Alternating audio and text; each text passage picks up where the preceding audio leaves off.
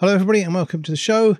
This episode, we are looking at the last couple of years. It's surprising to us. We've been doing this for nearly 2 years. At least we've been recording it for 2 years. So we dip in and out of things that we did in the early stages in 2020 and again in some of the episodes in 2021.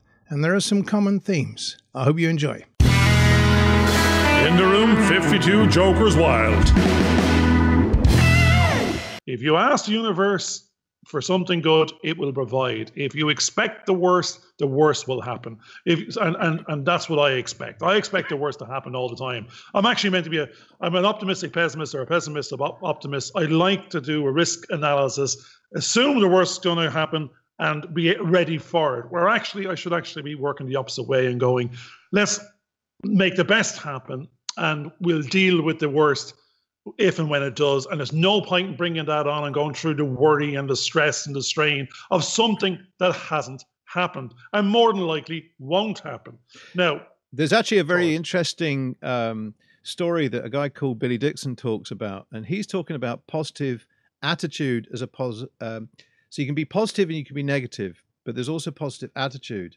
And one of the things that he talks about is the fact that if you imagine there's a couple of guys in a cave in the good old days, and they're getting hungry inside, and know there's a bear outside. There's a bear outside, and one of them has got there's a bear outside with a beer. There's a bear there. Yeah, he's just drinking, waiting for his food to come along. You know, and basically they know that they've got to get out there and get something. Now, one of the guys is so frightened, he's so negative, he's fearful that he's going to die that he won't move. He just stays there. Okay, and in the end, he dies of hunger because he wouldn't go out the cave. The other guy was so positive that he just ran outside anyway and got eaten by the bear. Now, the third guy that's in there kind of went, oh, hang on a second. I know there's a bear out there, and if I stay in here, I'm going to go hungry. Tell you what, there's a rock here. So as I go out there, I'll clout the bear around the head and then go off and run away while he's trying to repair his head, kind of thing. He's got the positive attitude because he can go off.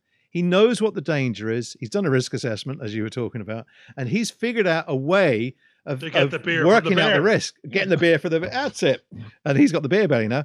So there's this idea of positive attitude that we have to have.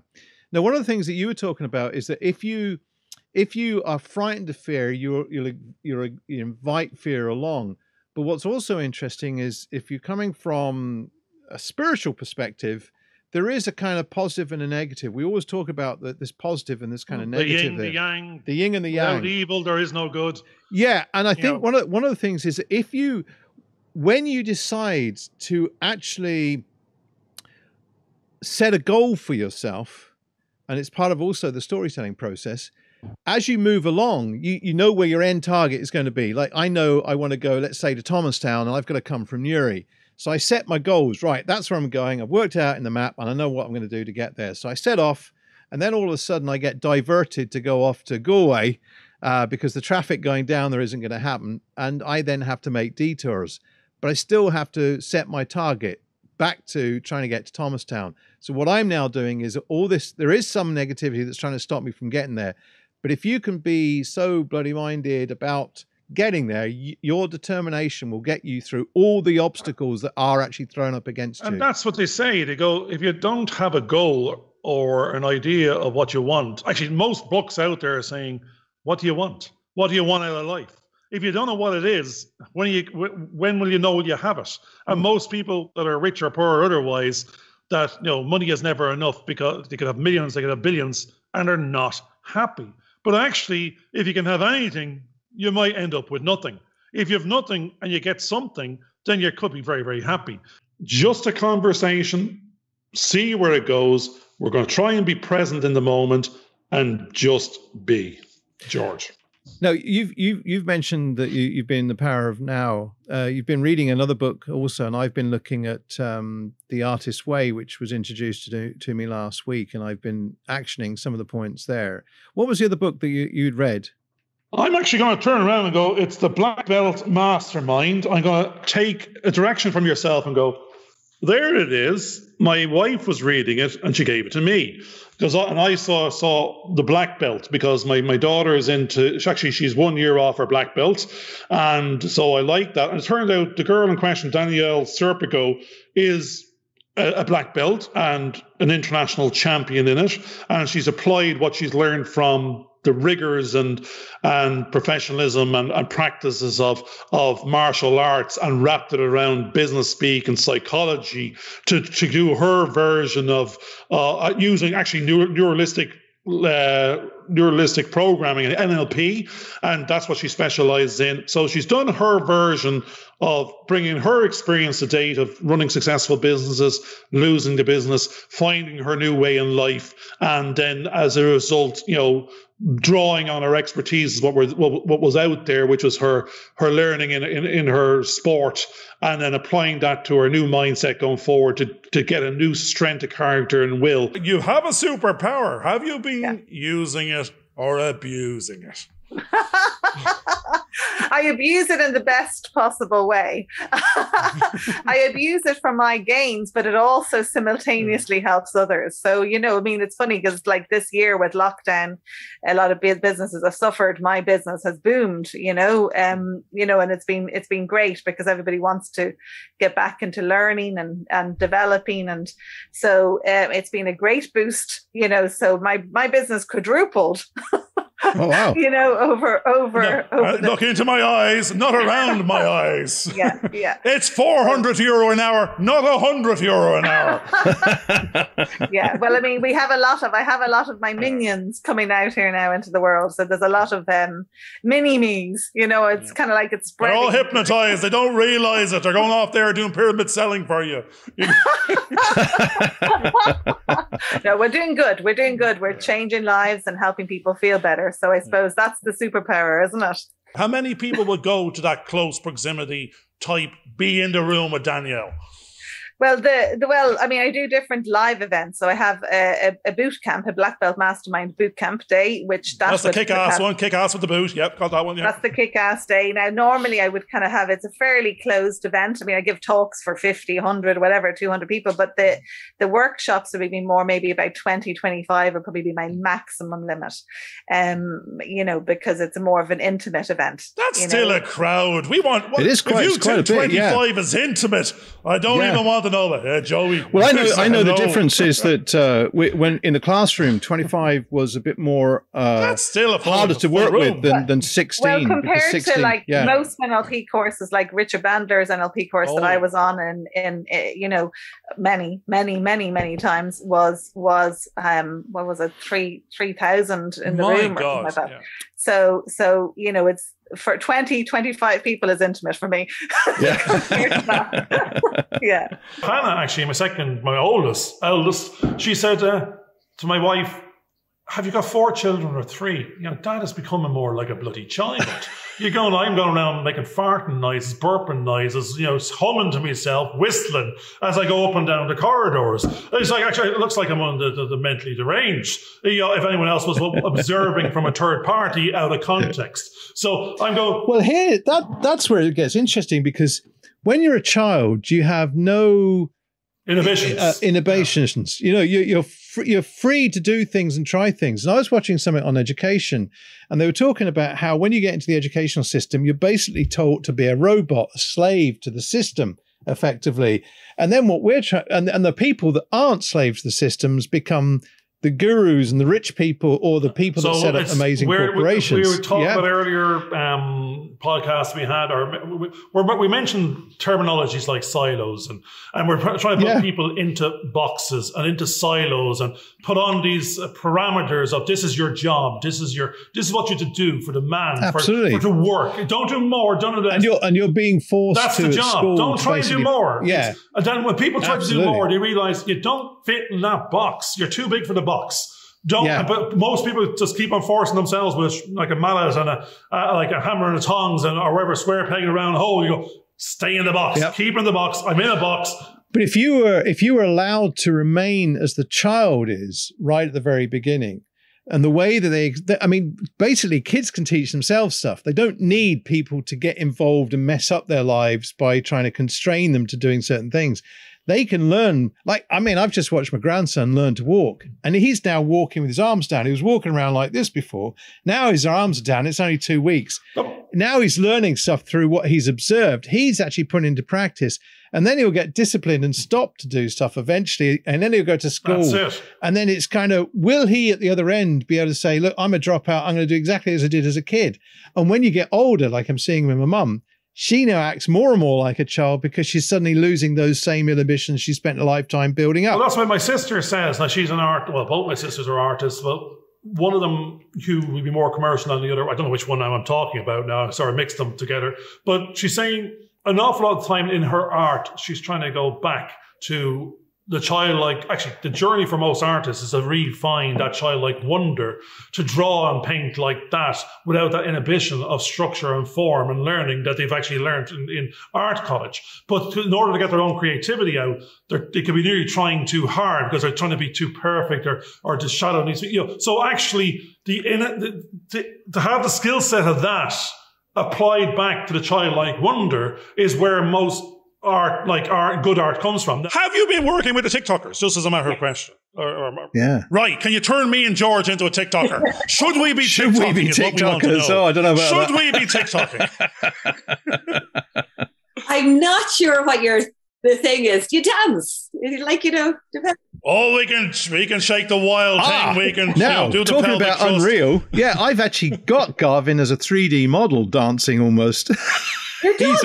He's already been in the virtual world dancing around and doing an awful lot of loops and TikTok stuff. we know is this. There's a TikTok in which you're implying, which is to do the little shake, do the little touch, do the little push. But the biggest growth in TikToking is actually in the business area moving in. And actually, whether it be coaching, mentoring, whether it be, I don't know, even Bitcoin. But and say it's not just about the 3-second dance with a kid. It's basically, yeah. But even those 3-second dances with a kid aren't 3-second dances with a kid. Those TikTokers work incredibly hard. They create a huge amount of content. They're very careful about what they do. A lot of the ones that I've met, they're really, really passionate about a lot of important issues. They use their platform to highlight things that they're worried. You know what I mean? And yes, it's lots of fun and it's lots of games and lots of play, and some of them are really young, some of them are older. A lot of them are bringing a lot of social issues to the fore that they care about. Now we'll ask the question again. Yeah. Should we be TikTok? Definitely. Right, will you help us? Because I don't know. No, well, this is the weird thing, because actually what you just said there was business 101. People, not the consumer of TikTok. That's just me going, what happened to my life? I'm 20 minutes in, I don't know even what I'm doing. I'm watching this rubbish. Now, what I'm watching is if this bunch are the influencer and I'm watching them and they have 100,000 or 1 million followers, they've choreographed it. They've planned it. They're dealing with social issues. They're trying to educate. They're trying to entertain. And they actually are building and talking to their customer base. You're going, they are closer than anyone in the film and or in the industry than anything else I can see. Yeah. We need to be following them. Yeah. Oh, I agree. And you have to produce content for that. That's 25% of our population.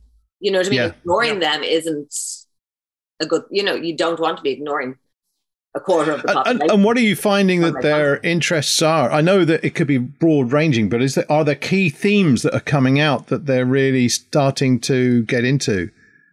Well, it is very broad. There's a huge number of kids who are into it. There's a social issues and human rights are very substantial in what an awful lot of them talk about and are worried about and think about, as well as things like global warming and the environment. Yeah.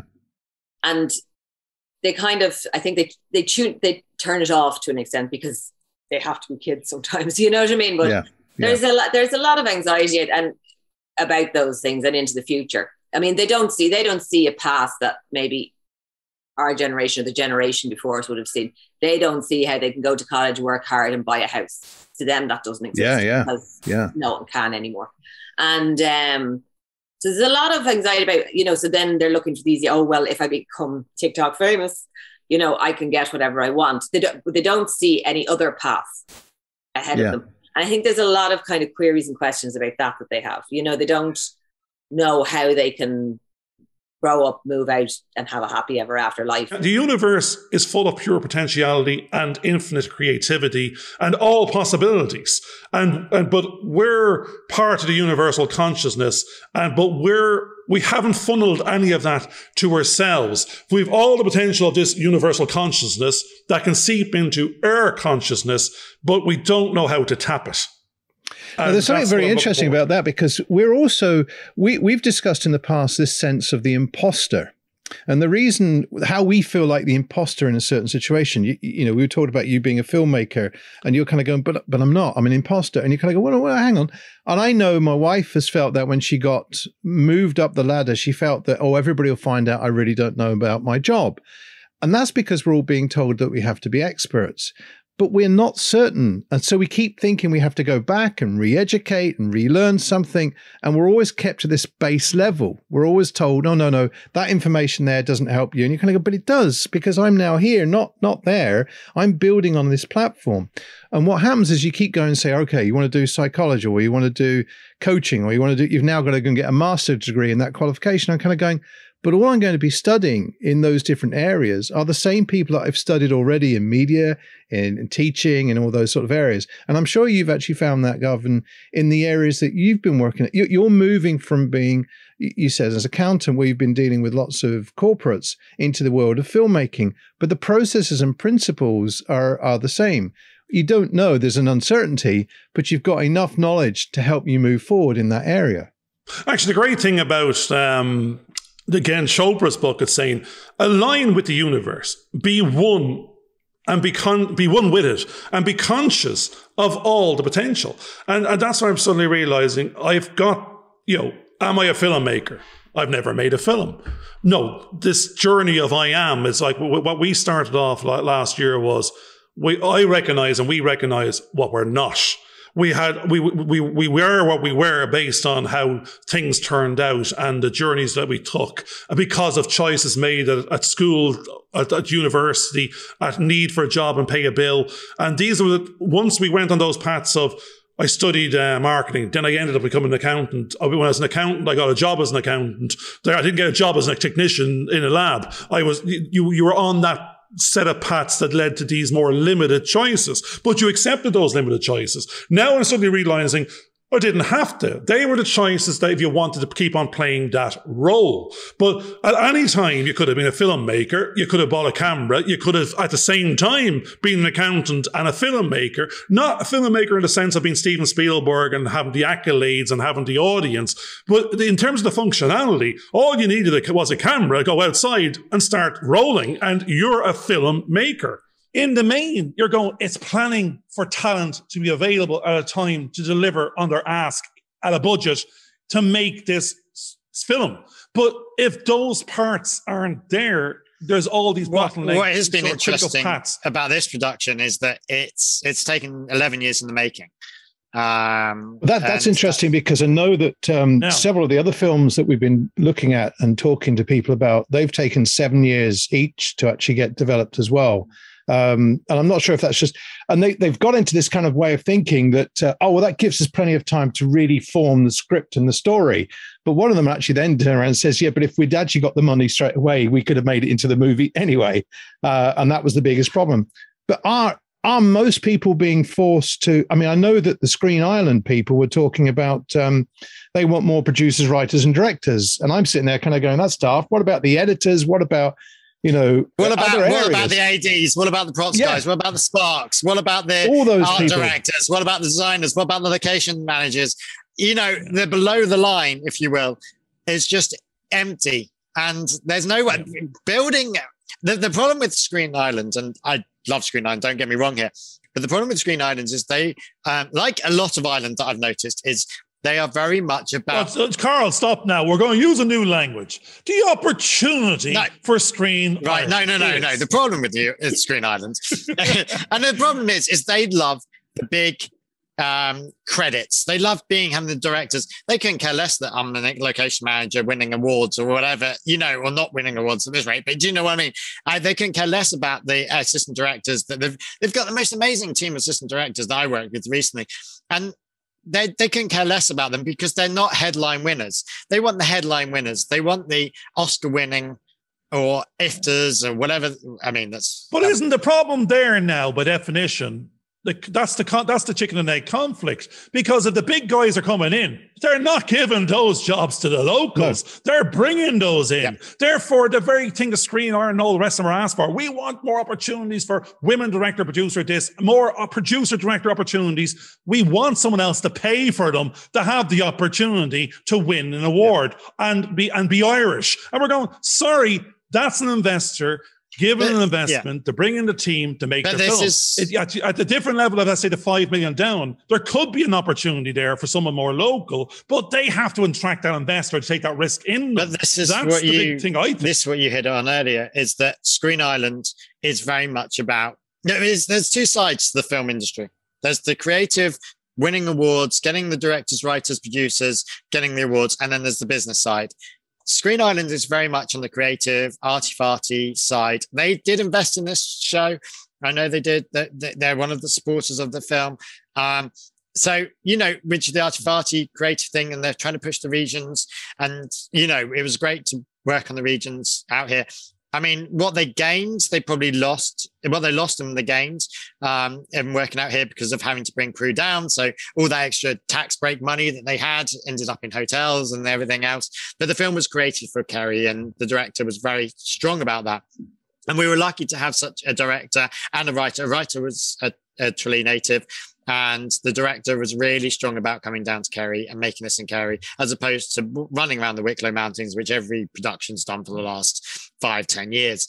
But this is the thing with Screen Ireland. They don't seem to understand the business side and the creativity side. And we need to push the business side a bit more, which is the employment of locals in jobs that aren't the top jobs, that aren't they're going to be the Oscar winners. But if you bring those in, you will create those further up the line, because that people like me will slowly creep up the ladder, and we could end up being producers, and you'll get your credit as your Irish producer.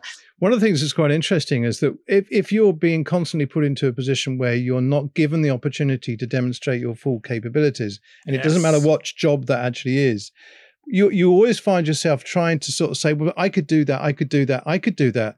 And it's because in one sense you lack confidence and other people aren't recognizing you for what your true capabilities are.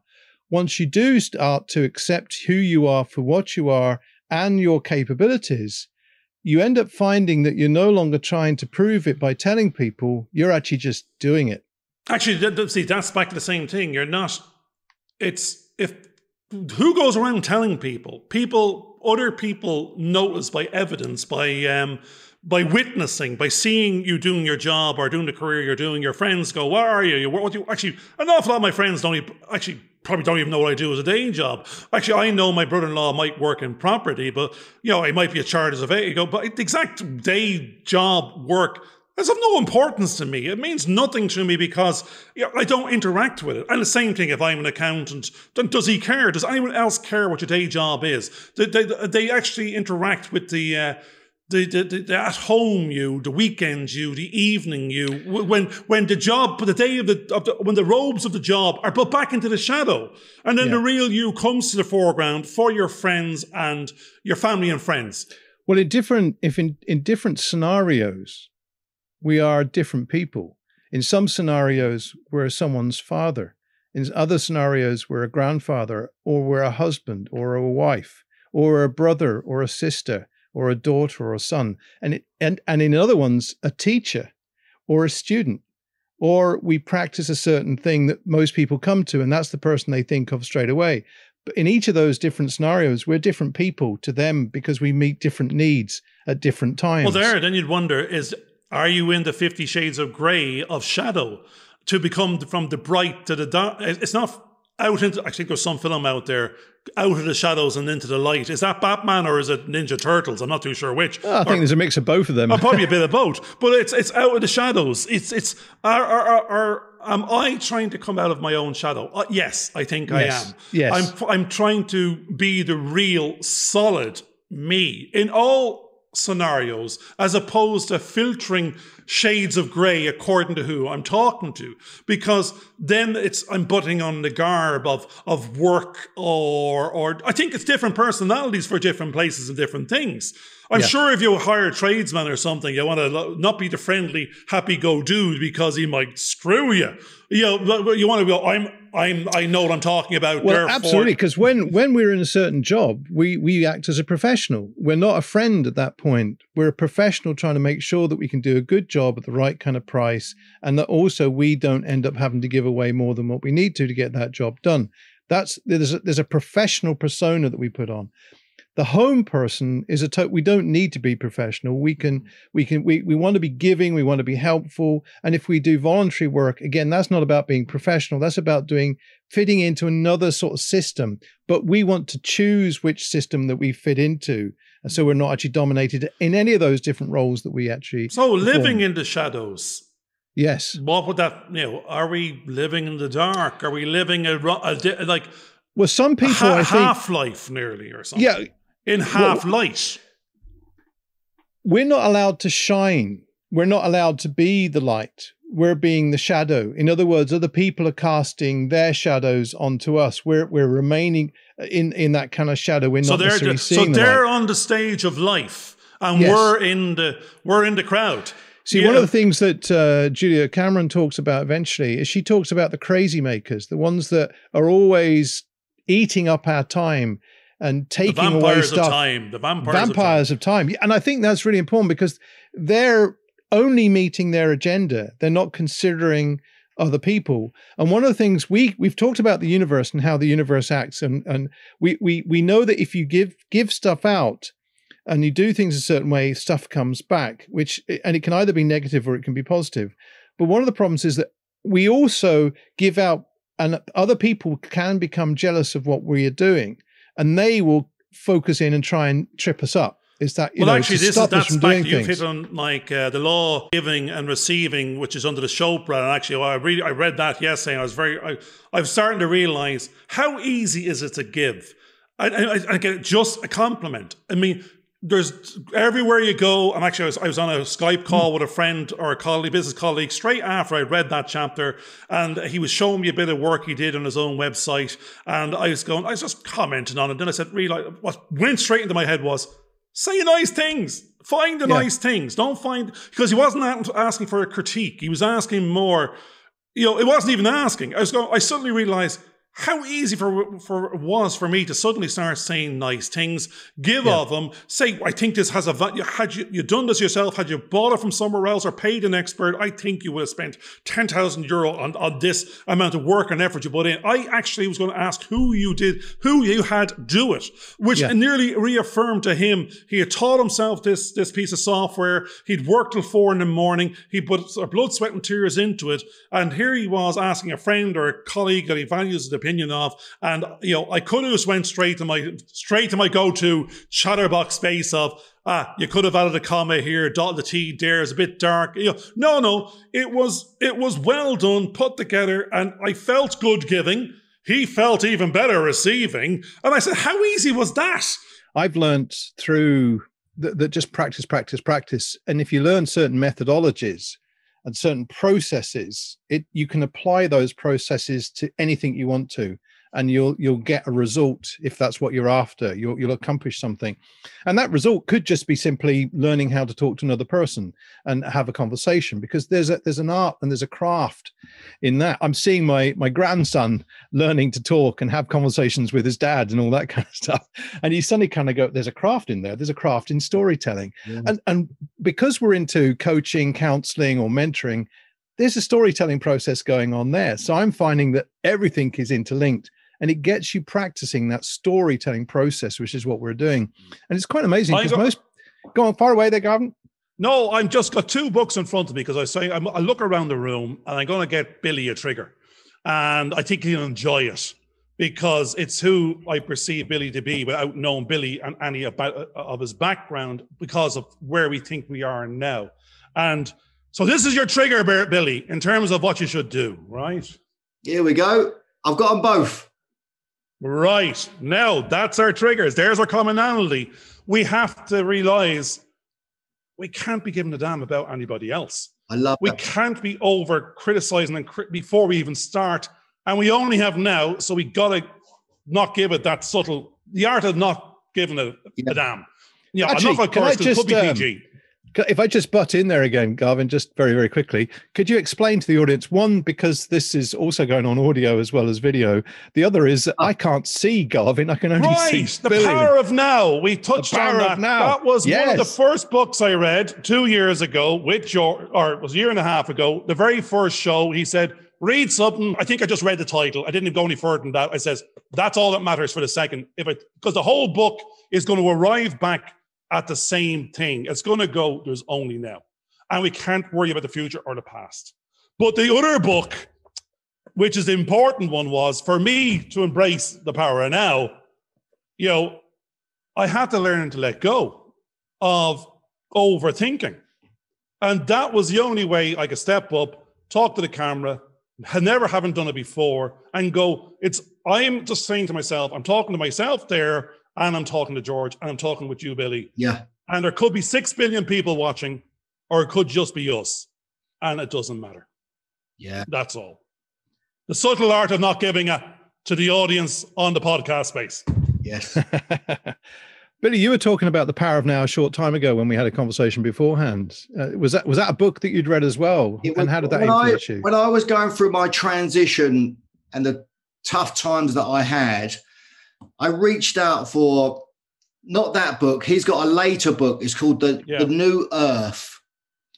And people may reach out when they're in times of trouble for the Bible, but I that was my Bible. The New Earth was my Bible. When I was going through my tough times, I reached out and I would just open it at any page, and it really spoke to me. So Eckhart Tolle has been with me for many, many years because he's so supported me in my transition from being Billy the boxer to being Billy. It was a real journey, and it's still ongoing. I'm not a done deal, and it's a never-ending journey, which is what I love. Which is why I love the subject. I love the topic of personal growing, self-development. I love all that stuff. But Eckhart Tolle made a huge impact in my life, so I would recommend that for people to go and check out. The Power Now or The New Earth. That's it. Brilliant. You were talking earlier on about that you're a master. Is it the NPL NLP, approach? Master NLP. Neuro-linguistic programming. Aha. Who was that we were talking to lately? Yeah, that was also Murphy. Frederica. Yeah, Frederica. Yeah. Tell us a little bit about that approach. It's just language patterns. I've done timeline therapy, coaching. Yeah, it's a really neuro-linguistic program. So neuro-brain, linguistic language, connecting up language. It's fascinating, that subject, and how we can speak a certain way or catch ourselves speaking a certain way, our patterns of behavior, our patterns of thinking, processes, just unraveling all that sort of stuff, the mind connection, and which I found really fascinating. Because I'm fascinated by why we do what we do and how we do what we do. Why is that? And it's that kind of journey of the experience, which I loved.